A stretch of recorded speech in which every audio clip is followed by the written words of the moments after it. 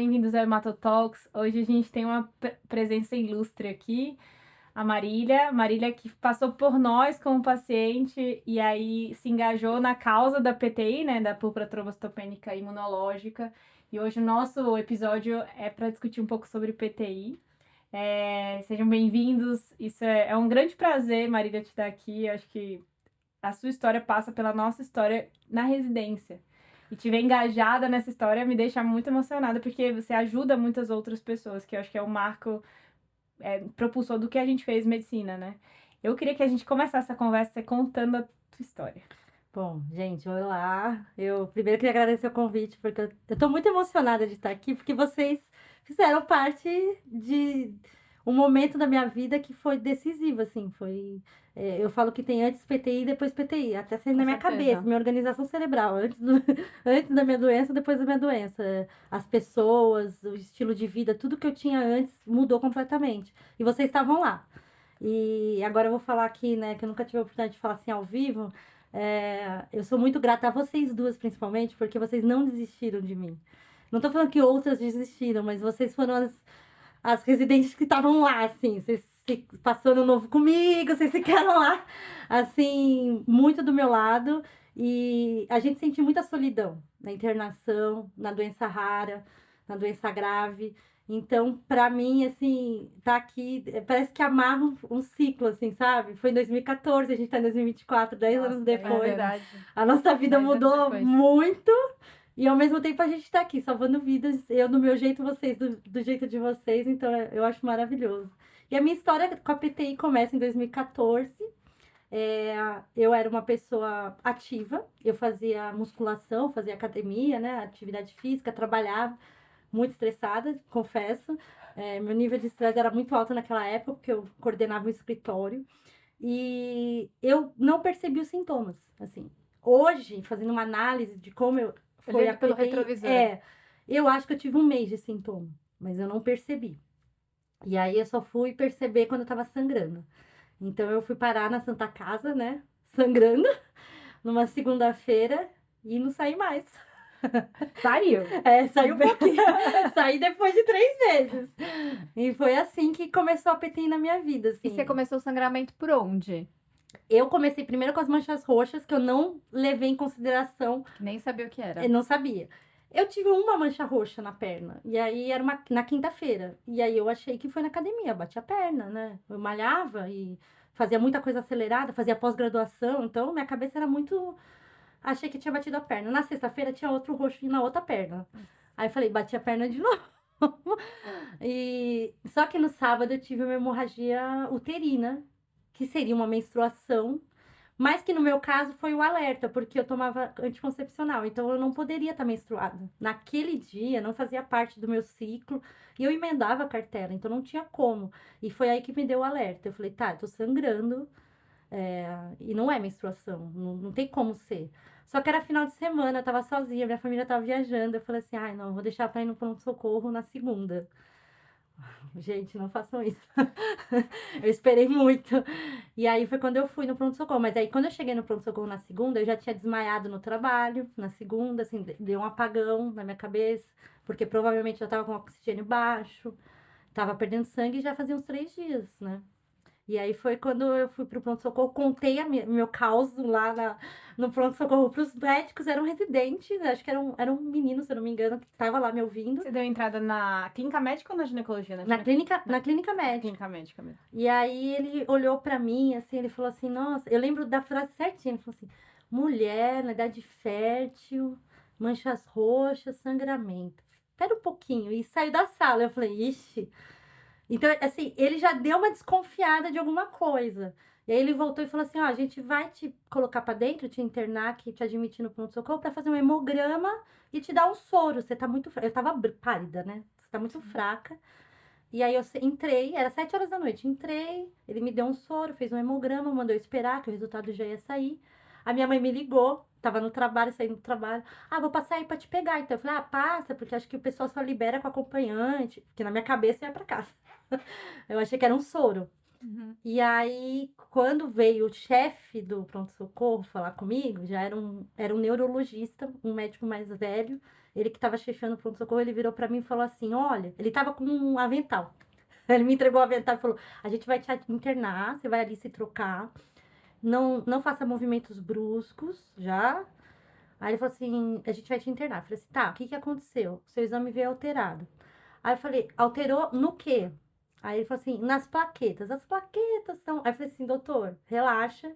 Porque eu já sabia o que era plaqueta porque minha avó teve câncer. E eu cuidei da minha avó. Falei assim: eu sei que são plaquetas. Mas plaqueta baixa pra mim, como eu cuidei da minha avó com câncer, quando ela tava com muito baixa, era 90 mil. Então, era isso que eu tinha de limiar de plaqueta baixa na minha cabeça, né? Aí eu falei, tá baixa quanto? Eu achei que ele ia falar, tipo, 90 mil, que era o que minha avó com câncer terminal, fase 4, tinha. E aí ele virou pra mim e falou assim, o normal é 150 mil de mínima, você tá com 2 mil. Pra nós é quase zero. E aí eu falei, caraca, eu fiz uma conta muito rápida. Eu falei assim, tá, tô com 1%, mais ou menos. Eu falei, caramba, 1% do mínimo, né? Nem é Sim, exato. do ideal. Aí eu falei assim, tá. Aí eu entendi que era muito baixa mesmo. Aí eu fui me trocar, voltei, eu falei assim, não, mas a minha mãe tava vindo pra cá pra me buscar. Ele falou assim, tá, quando sua mãe chegar, você fala pra ela ir na porta e manda que eu vou mandar ela entrar. Daí eu pensei, tá, então é grave mesmo. Você tá mandando minha mãe entrar, né? Eu sou adulta, não tem acompanhante no pronto-socorro. Eu falei, tá. Aí eu tinha que ligar pra minha mãe pra explicar. Assim, ela tava no meio do caminho. Aí eu liguei, aí ela já. Porque minha mãe me conhece, a gente não é de ligar, minha família, assim, a gente só liga se alguém morreu, alguma coisa muito grave. Então, quando eu liguei pra ela, eu falei assim, mãe, ela falou assim, o exame veio alterado, né? Porque a mãe tem feeling, né? Sim, No com domingo, certeza. a minha mãe me olhou e falou assim, eu tô muito preocupada. Eu Tem falei, por alguma quê? coisa errada. A minha mãe falou assim, eu tô pensando que pode ser uma coisa, mas eu não quero falar. Aí eu falei, o que que você tá pensando, mãe? Ela falou assim, eu acho que pode ser leucemia. Porque ela perdeu uma irmã pra leucemia quando ela era nova. Eu não conhecia minha tia. Então, ela sabia o que que era mancha roxa. Ela tinha Sim. lembrança. Ela tinha provavelmente. lembrança. A irmã dela ficou toda cheia de mancha. Teve uma metástase, um câncer metastático. Então, ela sabe, né? Aí eu falei assim, ai, mãe, não vai ser. Ela falou assim, não vai ser, mas tô preocupada. Então, minha mãe, ela não tava achando que era anemia, nada disso. Ela já tava achando que era algo grave. Quando eu liguei pra ela e ela tava no meio do caminho, ela falou assim, é leucemia, filha? Aí eu falei assim, não falou, mas é grave, eles vão me internar. Minha plaqueta tá quase zero. Ela, tá, eu tô chegando. Falei, pra você chegar e entrar direto. Aí o médico veio falar comigo. Aí foi quando eu descobri o que que era, assim, que existia a Essa PTI. doença. Porque eu perguntei pra ele, falei assim, mas doutor, qual que é a suspeita? Ele falou assim, olha, tem duas suspeitas. Eu não sou hematologista, sou neuro, mas eu imagino que possa ser leucemia. Porque eu falei pra ele, não dora pílula não, pode falar, né? Porque eu sou muito despachada. Falei, fala a verdade. Ele falou assim, eu acho que pode ser leucemia. Ou uma doença que tem um nome imenso, que eu não lembro, mas que a gente fala PTI.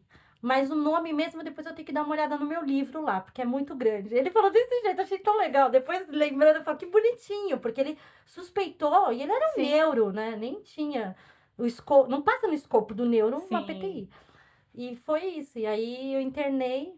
E eu acho que eu tive o diagnóstico de PTI mais rápido do mundo, né? Porque meu diagnóstico de PTI foi depois de 6 horas, né? Quando a Sim. doutora Ana Clara, Nise, maravilhosa, que a gente é muito fã, entrou no quarto com vocês e com todos os residentes e olhou pra mim, viu os exames e falou assim: eu acho que é PTI mesmo. Só vou fazer esfregaço, vamos confirmar aqui presença de macroplaqueta. Então, assim, meu diagnóstico foi a noite que eu dormi ali, acordei já E, com o diagnóstico. e nessa eu queria só ressaltar, né, a importância do hospital escola. Porque essa rapidez que foi na Santa Casa cabe muito porque a gente tem a prática de fazer um esfregaço de sangue periférico. Porque, eventualmente, quando vai direto pro laboratório, não passa por esse passo tão simples. E esse passo tão simples, eventualmente, é suficiente, ou pelo menos 80% da gente fechar o diagnóstico. Então, assim, uma lâmina, uma gota Uma de gota do sangue dedo e que um ela esfregaço fez. pra você olhar no microscópio. Às vezes a gente vê pacientes, agora numa outra realidade, na realidade não SUS, fora do hospital escola, que já rodou um monte e tem, não tem um esfregaço sangue periférico. né? Então, E a presença importância... da macroplaqueta, né? Que é o Exatamente, índice, exatamente. né? A macroplaqueta tá presente na PTI, né? Então, até explicando, né, um pouco sobre isso. Então, na PTI, a produção da plaqueta é normal, né? A medula está funcionando normal, inclusive acelerada, para tentar compensar uma destruição que está aumentada. Então, a gente produz normal a plaqueta e ela acaba sendo destruída mais rápido. E aí, isso leva essas macroplaquetas, que são as plaquetas jovens, que saem mais rápido da medula, e aí a gente pode encontrar no sangue. E bem como a Marília colocou, entra dentro do diagnóstico diferencial a leucemia aguda. A Mas PTI, aí teria que ter a série branca alterada exato. também, né? E aí até o esfregaço ajuda a gente nesse diagnóstico. Mas é importante porque a PTI continua sendo um diagnóstico de exclusão, né? Então a gente tem que lembrar de ver como estão as vitaminas, tireoide, doenças infecto-contagiosas, dengue, que agora está em alta, as leucemias, problemas da medula relacionados, As e aí reumatológicas as também. reumatológicas, e aí por último, vai ser a PTI, que é exclusivamente da plaqueta. E é um dado muito importante da gente, quando a gente pensa, né? É óbvio que é uma primeira impressão da PTI, mas lembrar que os extremos de idade é muito difícil que a gente tenha, tipo assim, um paciente muito idoso, um paciente muito novo, a gente tem que tomar um pouco de cuidado com o diagnóstico, porque ele pode estar falseando outros diagnósticos. Eu sempre falo, PTI, a doutora Ana Clara, que a gente é muito fã mesmo e ensinou muito pra gente, ela sempre fala, PTI nos extremos de idade, sem pensar em causas secundárias. Então, ele é como a Natália falou, é um diagnóstico de exclusão, que engloba, por exemplo, as LLAs, eventualmente não é tão clara a alteração na série granulocítica e leucocitária, né? Então, assim, a gente não tem tão clara, ela pode ser um pouco mais arrastada. A PTT, que é a púrpura trombocitopenia trombótica, pode vir com esse mesmo achato, apesar de vai ter anemia em umas fases muito iniciais. Então, é muito importante que o diagnóstico ele é simples, mas de exclusão, que para você fechar uma PTI, você precisa excluir todos os outros, né?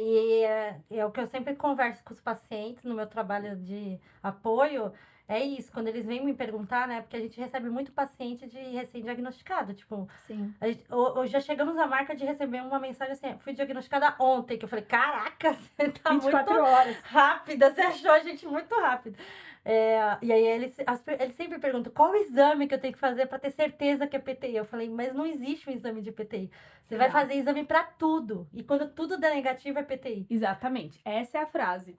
PTI, púrpura trombocitopênica, tanto que mudou o nome, né? É idiopática. E quando a gente muda, é porque ela é um diagnóstico de exclusão. Ela é imune, né? Então, e aí a diferença da PTT também.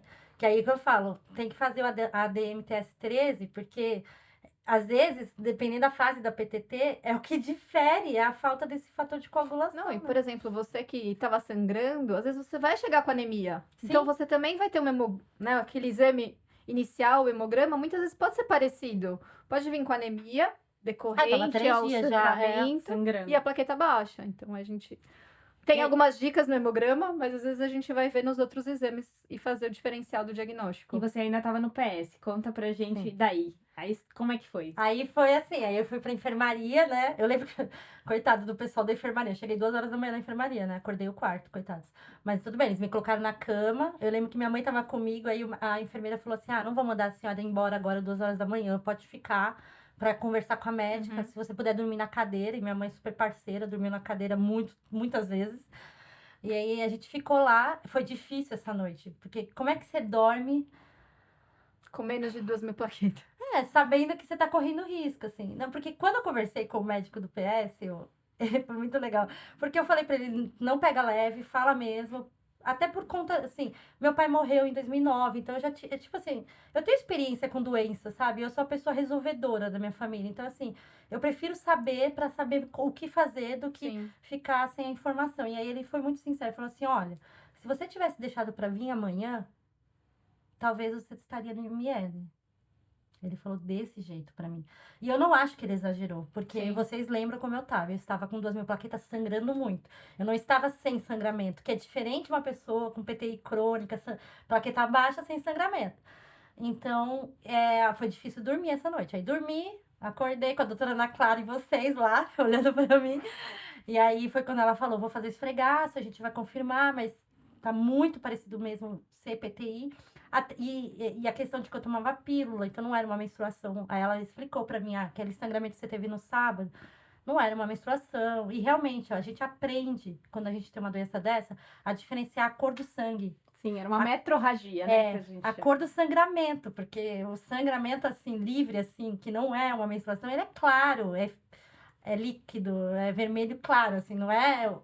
A menstruação é escura, né? É diferente. Então, aí ela foi me atualizando ali. E aí, naquele quarto, naquela enfermaria, eu fiquei 1 mês. E ela já começou naquele dia o tratamento com corticoide, Que é a primeira linha. que é a primeira linha. Pro que, tratamento. No meu caso, infelizmente, não respondi, nem para bem, nem para mal. Assim, né? Não tive efeitos colaterais ruins dos corticoides também, né?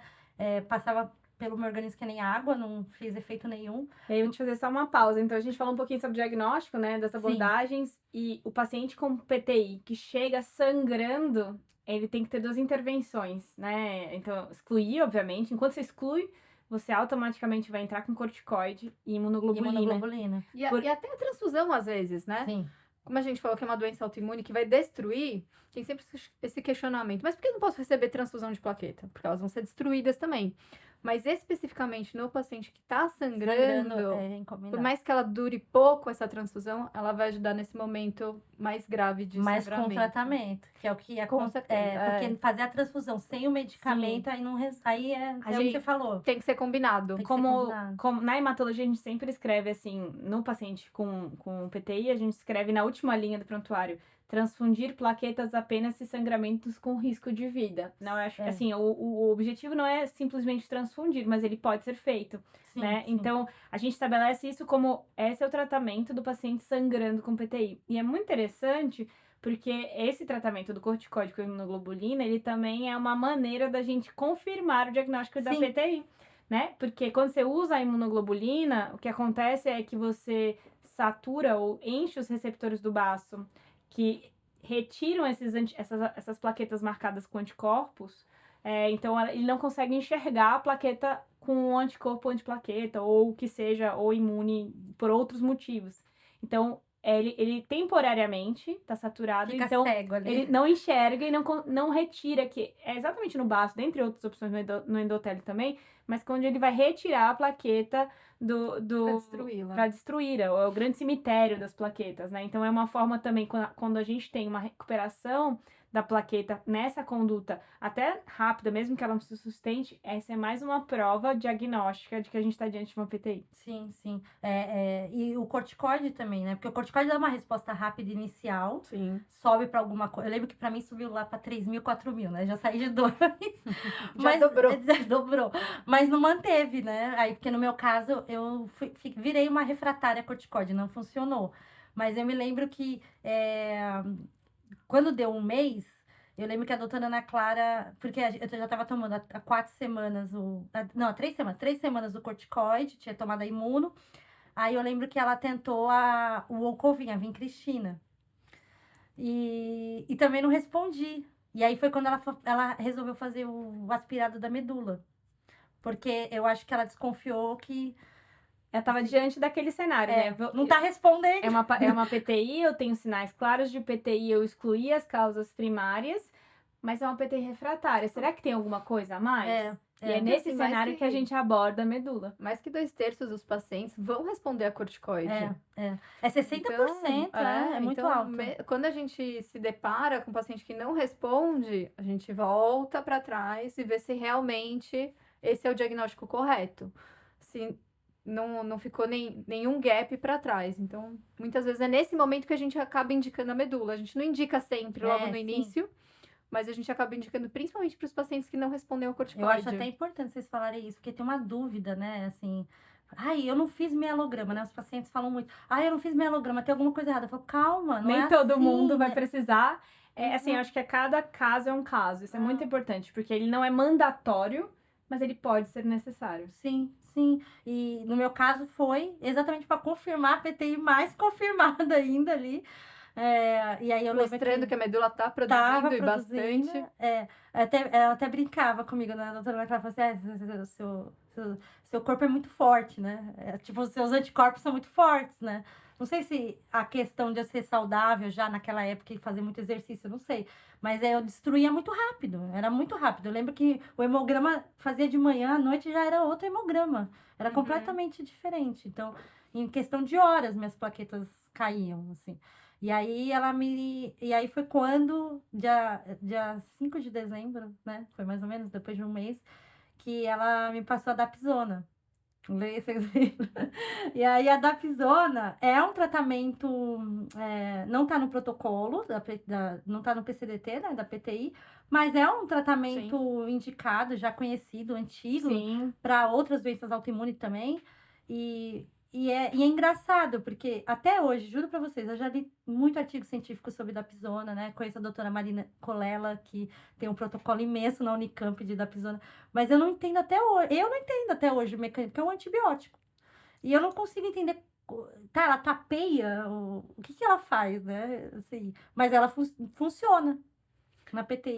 A grande maioria das drogas vai entrar meio como um tratamento imunossupressor, né? Então, corticoide, a Dapsona, azatioprina, vincristina, tudo A tem que ter Dapsona, ela é usada bloquear. em alguns cenários de doenças imunes, por exemplo, ela é muito satisfatória, tem vários protocolos também de doenças cutâneas autoimunes, né? Então, ela entra nesse cenário que a Natália falou, de imunossupressor. As doenças cutâneas respondem super bem a Dapsona também, desse mecanismo imune. Os pemphigoides respondem, que são as alterações de prurido crônicos, pruridos idiopáticos também, eles respondem muito bem a Dapsona. Então, ela é um antibiótico, mas, por exemplo, existem alguns quimioterápicos que também são antibióticos, né? Então, ela age do ponto de vista imunossupressor mesmo. E aí a gente tinha tentado a vincristina, não tinha dado certo. Eu lembro que no dia da vincristina, porque eu tomei 2 doses, né? Foi 2 semanas, né? Eu lembro que na primeira dose foi muito impactante, assim, porque eu tava na enfermaria ainda, aí veio a enfermeira e ela veio toda paramentada. Ela veio com uma luva preta, tinha um saco preto, né? Não sei, para pegar a vincristina. Era tudo, né, novo para mim ali. E aí eu entendi, tá, é uma quimioterapia mesmo, né? Aí eu entendia. Chorei, né? Porque eu falei, cara, fiquei em um mês, assim, minha vida virou muito assim, né? Eu falei, tá. E ela colocou e foi tranquilo, assim, não sei, pra mim não ardeu, não doeu, não foi muito rápida, vim Cristina. E eu me agarrei nela, né? Achei que ia dar certo, porque eu falei assim, não. Agora eu cheguei na quimioterapia, né? A gente pensa nisso, né? Sei lá, crença popular, assim, a quimioterapia funciona, vai zerar tudo. E no meu caso, não aconteceu nada. E aí, quando foi pra Dapsona, eu lembro que foi manipulada, né? A minha mãe mandou manipular. E aí eu lembro que a doutora Ana Clara falou assim, não, então agora você vai pra casa. Eu tava com 7.000 plaquetas, que eu tinha tomado imuno, né? E já tinha caído, mas eu tava ali nas 7, 8.000. Você vai pra casa tomar e aí você volta na segunda-feira, tipo, era uma quarta-feira. Era uma coisa, poucos dias. Vai ter uma alta rápida. E aí eu fui pra casa tomando a Dapsona. Eu lembro que a gente saiu do hospital, passou na farmácia, que já tava feita a receita, que minha mãe já tinha deixado. Pegou, já tomei no carro o primeiro comprimido do dia. E fui pra casa. E eu tomei, sei lá, 4 comprimidos de Dapsona. Não chegou a isso, assim. E aí começou a estourar bolhas de sangue na minha boca, em casa. E inchar meu rosto, né? O meu rosto ficou desse tamanho. E aí eu falei assim, e era no sábado, pra vocês verem, foi 4 comprimidos, é no sábado. E aí eu falei assim, ai, mas não vai dar pra esperar até segunda, acho que é melhor a gente ir pro pronto-socorro, porque minha boca começou a sangrar por dentro. E aí eu fui pro pronto-socorro, só que era final de semana, né? E não tava todo mundo no plantão. E aí eu lembro que eu entrei no pronto-socorro, claro, já tinha a ficha lá, né? Aí o pessoal viu minha ficha, já me conhecia. E aí eu expliquei, e eles me colocaram num quartinho isolado, no pronto-socorro, e não me suspenderam a Dapsona. Eu continuei tomando a Dapsona no final de semana. E fui piorando, né? E não cheguei a tomar imunoglobulina, porque a doutora não estava lá, vocês não estavam lá, né? Assim, não sei, acho que os clínicos lá não tinham competência, alguma coisa assim. Competência, eu digo, não que eles não sabiam. O manejo, né? O manejo, eles não tinham autorização, né? Alguma coisa assim. E aí eu falei, bom, segunda-feira ela vai estar aqui, vai dar tudo certo e tal. E aí fiquei lá quietinha, só que eu fui piorando. E aí veio as petequias, que eu não tinha tido peteca ainda, só tinha tido hematoma, só equimoses, né? Aí veio as petequias e no corpo todo. Só que minhas petequias eram um pouco diferentes e eu não sabia. né? Eu vi as fotos, Eram púrpuras úmidas. eram úmidas as minhas petecas. Mas eu não sabia até então que eram diferentes das petecas da PTI, né? Para mim era peteca de PTI. E para todo mundo que estava lá, clínico geral ali, era peteca. E aí foi quando me transferiram para enfermaria na segunda-feira. Quando eu cheguei na enfermaria, vocês foram lá. Eu lembro, vocês, né? Os residentes foram. A doutora não estava, mas vocês foram, vocês olharam, Aí eu lembro que vocês deram uma desconfiada. Vocês falaram que eu ia chamar, acho que a doutora Ana Clara. Eu lembro até hoje a cara da doutora Ana Clara quando ela chegou, que ela olhou para mim, ela fez assim, na minha testa, porque e eu tava com sangramento no olho e tal. E minha boca já tinha formado 2 coágulos internos, já tinha 2 bochechas dentro da boca. E ela olhou, abriu minha boca, ela falou assim, isso não é da PTI. E aí eu gelei. Eu falei assim, meu Deus. Mudou tudo de novo, Eu né? falei, eu já falei, tá, é outro diagnóstico. Ela falou assim, não, isso é reação alérgica. Para da pisona, para da pisona. E aí, eu já tinha tomado naquele dia o comprimido, inclusive. Aí eu falei, putz. E aí foi quando vocês foram atrás de imunoglobulina para reverter. Só que eu tava muito grave. Aí eu lembro que ela falou que ia falar com o pessoal da dermatologia, alguma coisa assim. Aí veio o chefe da dermatologia. Aí o professor ali, ele olhou pra mim e falou: é síndrome de Steve Johnson mesmo. Aí ele perguntou: posso tirar umas fotos e tal? Eu falei: pode, né? Depois eu descobri que virei um pôster lá. Ele fez alguma coisa com minhas fotos. Aí ele tirou as fotos, e aí. Só que eu não sabia o que era Steve Johnson. E aí eu só lembro da enfermeira chegar no quarto, já tinha acabado o horário de visita, eu tava sozinha, era umas 3 da tarde, ela falou assim, olha, esse saco, coloca suas coisas aqui dentro, a gente vai lacrar que você vai pra UTI. E eu falei, oi? Foi muito rápido. Mas realmente, eu entendo hoje, tá? Na época eu não entendi direito, mas hoje eu entendo. Não dá tempo do médico ficar falando, olha, tá acontecendo isso, a gente... Vocês tinham que fazer, vocês tinham que salvar minha vida. Então, vocês estavam lá atrás das coisas pra salvar minha vida. Eu só lembro da enfermeira falando isso. Lacra tudo que a gente vai pra UTI. E foi coisa de 15 minutos eu fui pra UTI. Então, eu tenho essa foto. Eu tirei uma foto, um selfie, toda ensangrentada, antes de ir pra UTI. Eu tirei essa foto porque aí meu rosto já tava desse tamanho, né? E aí foi a síndrome de Steve Johnson. Que acho que foi um dos primeiros tropeços do meu tratamento que não faz parte da PTI. É uma coisa que pode Mas acontecer. são os efeitos adversos relacionados ao tratamento. Pode acontecer. Pode eu falo acontecer. de pirona, Tilenol, qualquer um deles Pode são dar. alérgenos, né? Pode dar. Eu não sabia que eu era alérgica a sulfa. E aí foi muito engraçado, porque aí eu fui pra UTI e minhas coisas estavam lacradas, eu não podia ficar nem com o celular, mas eu falei, não, eu preciso avisar minha mãe. Aí eu falei pra enfermeira. Minha Liga pra família, ela falou assim, não, você quer ligar? E eu não sabia de cabeça nada, né? Porque eu sou muito desligada. Aí eu falei assim, não, eu vou ligar meu celular rapidinho, eu vou ligar pra minha mãe, vou explicar o que tá acontecendo, depois eu lacro tudo de novo. Ah, tudo bem. Aí eu liguei pra minha mãe, e aí minha mãe atendeu, eu falei assim, tô na UTI. Aí minha mãe, coitada, né? Tinha acabado de sair do hospital. Eu contei rapidinho, eu falei, vou ficar incomunicável, não posso ficar no celular. Eu desliguei tudo, e aí fiquei lá. Aí veio imuno, né? Comecei tratamento com imuno, mas dexametasona. Sim. Que foi o que reverteu mesmo, né? Foi a dexametasona, a Steve Johnson. Mas aí minha plaqueta, que tava em 4 mil ali, já foi pra 0, né? Foi minha primeira zerada de plaquetas. E foi bom, porque eu descobri que dá pra viver com 0 plaquetas. Dá pra viver de algumas formas, né? Não, porque era uma dúvida. Quando zerou, eu perguntei pra doutora Ana Clara, eu falei assim, tá, agora eu morro? Não. Aí ela falou assim, não, você não vai. Eu falei assim, não, porque dá pra viver sem plaqueta. E ela lembra que ela falou pra mim, tem hemofílicos que zeram a plaqueta. Calma, calma. Eu falei assim, tá bom, então. Porque eu não sabia, né? A gente não tem esse conhecimento. Então, na minha cabeça, você zerou uma célula do sangue ali, uma partícula, alguma coisa? E acho que isso é um dado muito importante você falar também, porque, assim, a gente tá diante da PTI, né? E aí você fala assim, mas não é oncológico, né? O CID não é oncológico, mas é tão grave, ou às vezes mais grave, e o risco de mortalidade também é alto, né? O Então, risco de mortalidade isso é muito importante, porque às vezes, no outro cenário, não é oncológico, veja, não é oncológico, uma doença mas é muito grave também, há extremos. Ao contrário, tem doenças oncológicas que a gente nem trata. Exatamente. Então, a gente tá diante, tudo depende do paciente, depende do caso, a gente não pode menosprezar nem maximizar nenhuma doença, todas elas têm que ser respeitadas, né? Sim, não, e foi engraçado que eu tive esse pensamento, gente, tô confessando coisas aqui inconfessáveis, não, mas eu tive, normal, pacientes têm esses pensamentos. Eu lembro que quando chegou a esse ponto, eu pensei, nossa, por que não foi leucemia? Porque a PTI não tem cura. A PTI Sim. tem remissão, mas a leucemia tem cura. E eu tenho 4 irmãs, né? Então eu falei, pô, ia ter uma medula ali pra mim. Na minha cabeça, eu pensei assim, pô, doador eu tinha, né? Tem um monte de irmã. Eu ia ter uma doação lá, sei lá, na minha cabeça, eu tava tão desesperada que eu falei, poxa, se fosse leucemia, eu fazia um transplante e tava tudo bem. É. E depois a Dapsona qual veio?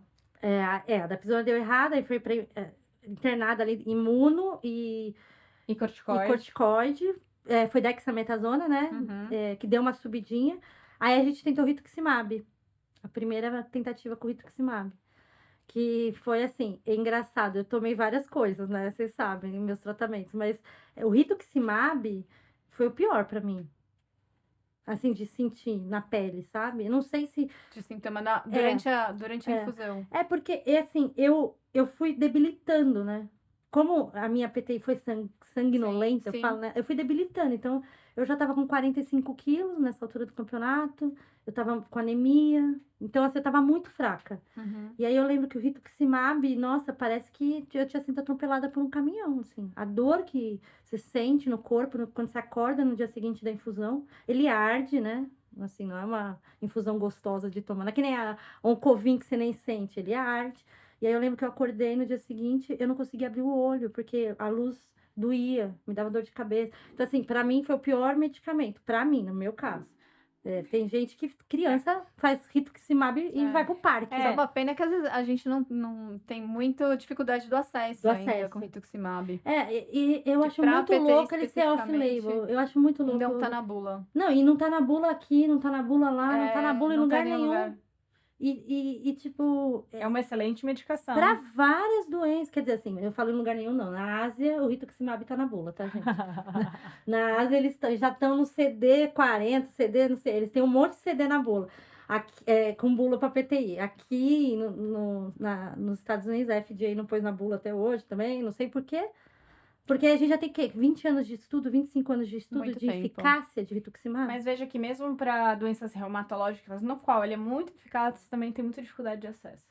Não, eu sei que... Eu lembro que a primeira vez que vocês fizeram a infusão em mim de rituximab foi ali no hospital, vocês conseguiram, eu tava na UTI. Eu lembro que a segunda vez, porque teve uma segunda tentativa com Porque a gente rituximab. faz semanal. Depois da esplenectomia, né? Porque aí foi a tentativa de vamos zerar tudo, né? Dar um restart no sistema aqui. Eu lembro que a doutora não estava conseguindo a segunda dose. A gente conseguia por um acesso expandido na Santa Casa, porque não era no SUS mesmo.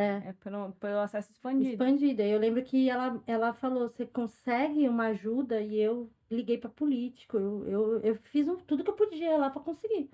E consegui, né? Então a gente fez o rituximab semanal, Não com deu. resposta insatisfatória. Insatisfatória. E aí a gente caminhou. Aí, Pra cirurgia. não, ainda tava no rituximab e... só no rituximab e na imuno. Aí eu lembro que era Natal. Aí eu lembro que foi quando eu tava na UTI, que vocês foram lá me resgatar na UTI. Foi você, né, que foi me resgatar, eu lembro. No domingo à noite, você foi, não, hoje você vai dormir numa cama quentinha. Verdade. Eu lembro. Aí vocês me levaram pra UMB.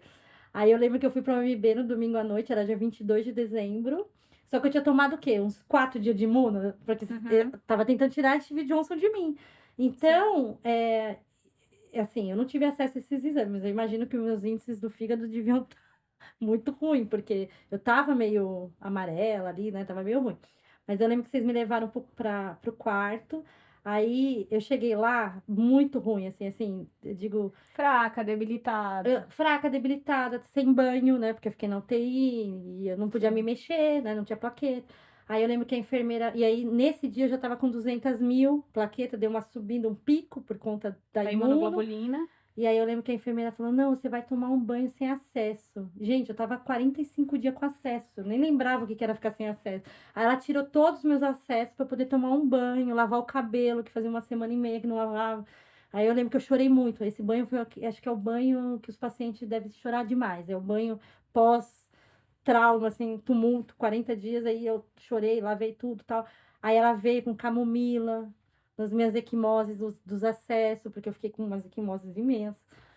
E aí ela falou assim, não, eu não vou pôr acesso, você não precisa de acesso, não tá com soro aqui, com nada, dorme tranquila essa noite. Eu falei, nossa, que delícia. Eu dormi, né? Aí dormi, aí no dia seguinte era 23, vocês vieram me dar alta, pra eu passar o Natal em casa. Não era uma alta assim, Vamos passar só Não, uns dias tranquilos. Era uma alta só pra passar o Natal em casa.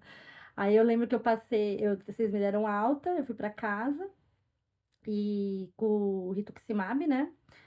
E aí, foi com o rituximab? Não, agora eu não lembro, peraí. Eu acho que você já tinha feito Já tinha feito duas aplicações, aplicações, mais a é. imunoglobulina. Mas a imunoglobulina, fui sem nada, Aí fui, não, fui com prednisona, ainda não tava não tinha feito o desmame, ainda tava na prednisona, mas 20 miligramas, né, basiquinha. Aí fui pra casa, passei o Natal, não sei, eu falo basiquinha, né, mas o pessoal não, o pessoal que toma nas doenças reumatológicas, a dose alta é 20 miligramas. Sim. Eu falo, gente, na PTI é 100, relaxa, 20 é basiquinho. Aí passei o Natal, tal. Dia 27 eu comecei a apresentar caroço na cabeça, aqui uns caroços, né? Uns negócios assim. E aí eu falei pra minha mãe, acho que as plaquetas caíram e algum efeito tá acontecendo aqui dos linfonodos, mas era por conta de uma infecção ali que eu tava. Então, infecção com plaqueta baixa, né? Imagina, aparecer aqui, né? Ficou tudo inflamado, meus linfonodos. Aí ela falou, será que dá pra esperar? Eu falei, mãe, acho que não dá pra esperar, porque aí começou a aparecer As bolhas de as novo. bolhas de novo. Aí fui dia 27 de dezembro e já fiquei internada, e aí foi a internação mais longa, né? Que aí eu fiquei até o dia 13 de fevereiro, que aí foi uma internação. E aí a gente Teve o preparo teve o pra fazer a preparo. esplenectomia. Não, eu fiz mais uma Ritux. Uhum. Eu cheguei a fazer, acho que 4 Ritux no total. Fiz a Rituximab, não deu certo. Tomei imuno, tomei as vacinas. Aí eu lembro que eu tomava imuno, mas não ficava, né? Ela só tinha o pico, Sustentava. sustentava. Aí eu lembro que eles me deram imuno no final de semana pra operar na segunda. Eu lembro que foi bem assim. Eu tomei imuno sábado e domingo. E aí na segunda eu tava com, eu lembro, 238 mil. Eu lembro do número. Aí fui pra cirurgia com 238 mil. Mas e é importante ressaltar, durante todo esse tempo eu fui tomando bolsa de sangue e plaqueta, lembra? Sim. Porque eu não As parava de situações sangrar. urgência é muito Eu importante. tomei muita bolsa de sangue, assim, eu não tenho nem como agradecer as pessoas, assim, que doaram, porque tem muito sangue estranho de pessoas que eu nunca vi na minha vida dentro de mim, assim, graças a Deus. E aí foi pra esplenectomia, e foi uma esplenectomia aberta, não foi vídeo laparoscópica, não foi. Isso eu lembro muito claramente que houve essa discussão, só que como existia risco de sangramento, era mais prudente deixar aberto por causa dos drenos mesmo. E Não seria seguro fazer do que ia por vídeo. acontecer quando abrisse lá, né? Exato. Eu imagino que. Eu tenho certeza que os cirurgiões falaram, a gente não faz ideia de como vai estar esse baço, né? E aí fizeram a esplenectomia. E eu lembro que no dia seguinte da cirurgia, pra mim foi muito ruim. Essa semana da esplenectomia foi muito ruim, porque eu fiquei em jejum pra fazer a esplenectomia desde domingo à tarde. Fiquei em jejum o dia todo. Então eu fiquei, sei lá, 48 horas sem comer, um negócio assim. E eu já tava com 45 quilos, então eu tava muito fraca. E aí eu lembro que fizemos o hemograma à noite, super. Porque quando você faz a esplenectomia e dá certo, É em seguida. é na hora. É. E aí deu 7 mil plaquetas. Eu falei, não deu certo. Aí eu falei, nossa. Vai começar tudo de novo, né? E aí a gente lançou a mão. Eu lembro muito claramente que você teve várias complicações sangrantes de novo, né? Da esplanectomia, hemotórax, sangramento no local. E aí, logo na sequência, começa um novo tratamento imunossupressor com azatioprina. Não, eu lembro que a doutora Ana Clara, acho que no dia seguinte, ela veio com a azatioprina. Ela falou assim, você não vai parar, não para o corticoide, ainda tá no desmame, acho que foi para 10 miligramas. Ela falou assim, mas a gente vai fazer a azatioprina junto. E o rituximab, naquele dia seguinte da esplenectomia, ela fez a última infusão de E rituximab. veja como é importante a tratamento eventualmente combinado, né? Você precisar de mais de uma droga para poder sustentar. Eu vou falar uma coisa, opinião, assim, que vai causar polêmica, mas é a minha opinião, assim, pelo que eu vejo do número de pacientes que eu conheço 5 mil pacientes no Brasil, então é polêmico. Mas os pacientes que fazem tratamento combinado têm mais sucesso. Vou falar. Desculpa, falei. Joguei na mesa pros hematos aí. Mas é que eu vejo muito sucesso no tratamento. Seja combinado. Sim. Corticóide azatioprina, seja corticóide Revoleide, corticóide rituximab. O corticóide sempre tá lá. Em alguma miligramagem ali, escondida ali, ele tá. E aí as coisas foram melhorando, né? Foram. Aí, A luz do fim no túnel. Aquela semana foi tensa ainda, né? Porque não subia a plaqueta de jeito nenhum, fez o rituximab, não subia. Aí eu fiz o derrame pleural. Vocês não podiam fazer a retirada. Por causa das plaquetas. Toroxintese, né? Isso. Porque não tinha plaqueta para fazer a toroxintese. E o dreno tava aqui e tava drenando. Sim. Não parava de drenar. Não parava de drenar. O que era horrível. Demorou bastante, né, pra tirar o dreno. 10 dias pra tirar o dreno. Eu lembro, porque foi na outra semana, no final de semana da outra semana. Então, acho que foi uns 10 dias. E aí eu lembro que era aquela coisa, fica na cama, quietinha, dorme com a cabeça inclinada, não faça movimentos. Aí tomava banho de cadeira de banho. E a gente controlando a falta de ar. É, a falta de ar, eu tive, né? Tinha que usar máscara, agora que eu lembrei. Usei máscara de oxigênio, aquele negócio. Já tinha esquecido, eu tinha que usar oxigênio e tudo devagar, né? Eu lembro que aí eu já tava muito debilitada. Eu lembro que minha mãe que me alimentava, porque a minha mão ficava assim. Sim. Eu não conseguia comer, não conseguia levar o garfo na boca.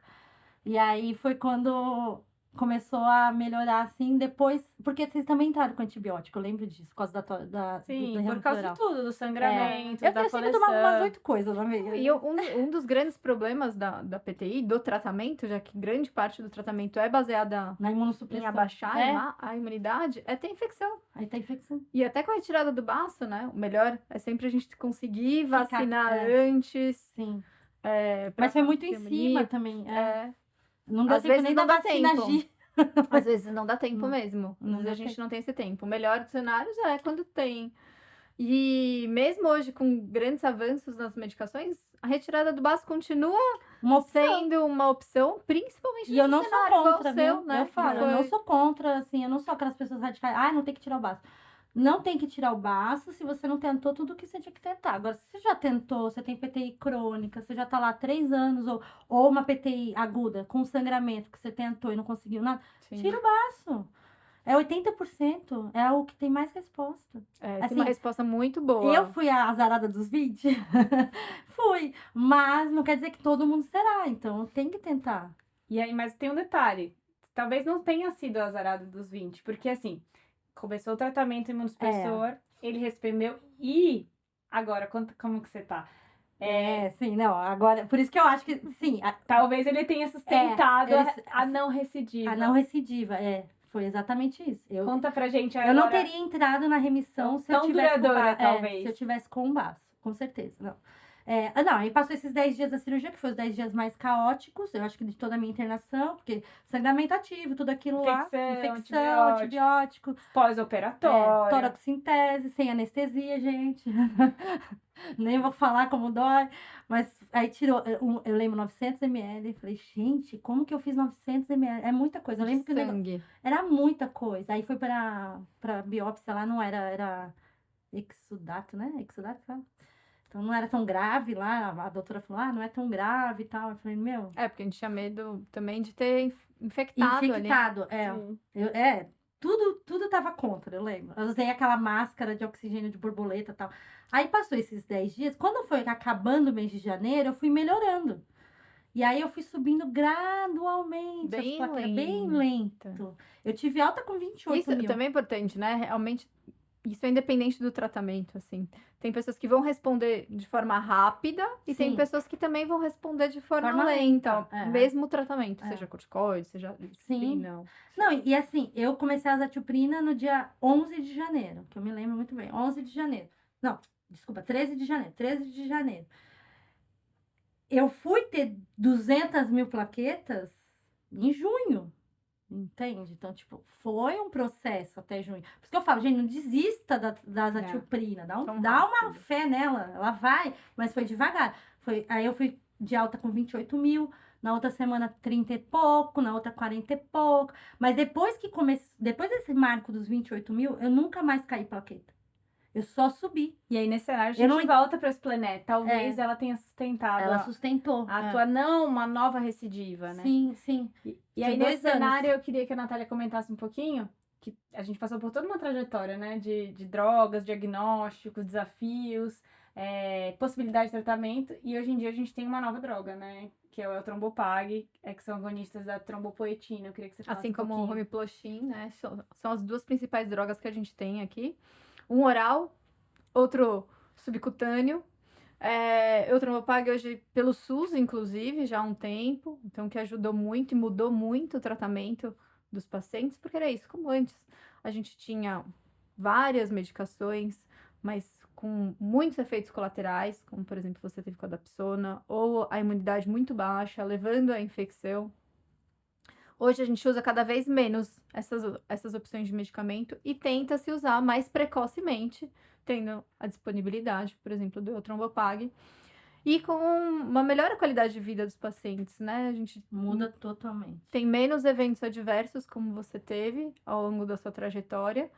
E com uma Excelentes resposta taxas de muito resposta. boa, uma resposta muito boa. Não, e mantém, né? Você sai da montanha-russa da PTI. É. Trombopag, você sobe e mantém. Você vai ter uma variação, mas você vai ter uma variação na casa dos 200. A casa alta, né? Não é uma variação na casa dos 20, né? Que essa E é a assim, diferença. Também, como você ficou sem tratamento, também a possibilidade dos pacientes hoje que Entrar em estão remissão. usando, entrar em remissão e depois a gente suspender É. e ficar sem medicação, né? Entrar numa remissão, mas não com tratamento, Sim, sem tratamento, sim. que é outro ponto importante. Que eu acho que é assim, eu falo para os pacientes, parem de focar tanto no número de plaquetas e foque no tratamento com um resultado que te traga qualidade de vida. Exato. Todo mundo vai ter uma remissão? Não. Tem gente que vai ter PTI crônica. A gente conhece paciente que tem 25 anos PTI. Tem gente com 50 anos que tem desde a infância. Tem gente que vai viver a vida toda com PTI, mas você tem que ter um tratamento que te mantenha uma qualidade de vida. Na casa dos 50 mil ali, que você consegue não ter uma fadiga crônica, que você consegue não ter sangramento, não ter mancha. Porque existem as questões em volta da doença que não são muito faladas, mas o preconceito, o olhar do outro. Você aparece, né? Eu já atendi vários casos de mãe que ligam falando assim: a escola chamou o conselho tutelar porque acho que estou espancando meu filho. Uhum. Porque o filho tá com mancha roxa. Não, aquela mãe não tá espancando o filho, ao contrário, tá fazendo das tripas coração para aquela criança ficar viva. Mas a doença traz um estigma de violência doméstica, traz um estigma de anemia, de câncer, traz um estigma. E esse estigma é difícil psicologicamente de viver com ele quando você tem a doença crônica. Então, por isso que eu falo, tenta manter um tratamento mínimo, se você tá no crônico e não consegue mais responder satisfatoriamente a nada, mas que você saia desse limiar ruim da doença. Sim, Porque de maior gravidade, né? de 30 mil para 0, a gente sabe que é questão de horas. Queria te agradecer. Ah, Foi emocionante reviver um pouco a nossa história dentro da tua história, porque Nosso tratado de PTI. PTI pessoa. porque vários momentos que você conta, eu consigo me lembrar residente, né? Então, não, eu Natália, posso fazer uma pergunta que eu sempre tive curiosidade? Vocês ficavam, tipo, quando vocês estavam se trocando, pegando as coisas, ou saindo, indo pra casa e tal, vocês ficavam, tipo, discutindo o caso? Falando, desesperada. Não, a gente ficava Sempre. desesperada. A gente faz isso até hoje. A gente faz. A gente, em certas circunstâncias, obviamente não é todo dia, mas você fica desesperado. A própria ida da doutora Ana já mostrava o grau de ansiedade mesmo, Sim. porque num serviço de hospital-escola, não é todo dia que o chefe maior da disciplina tá lá. Ela ia quase todo dia. Exato. Quando a gente está diante de uma situação muito grave, e obviamente, né, pelo interesse e tudo, a presença dela todo dia só mostrava o grau de vontade de fazer diferente, Sim, né? sim. Então, assim, eu lembro muitos momentos, deu residente, eu falei pra você hoje de manhã cedo que eu lembro da sua mãe pegando meu braço e falou assim, pelo amor de Deus, ajuda ela, porque ela tem a sua idade, ela podia ser você. E não era só por ela poder ser você, mas porque a gente é uma fome muito grande de fazer a diferença também no hospital público. Obrigada, Marília. Obrigada, gente. Muito Muito obrigada, foi um prazer. Amei.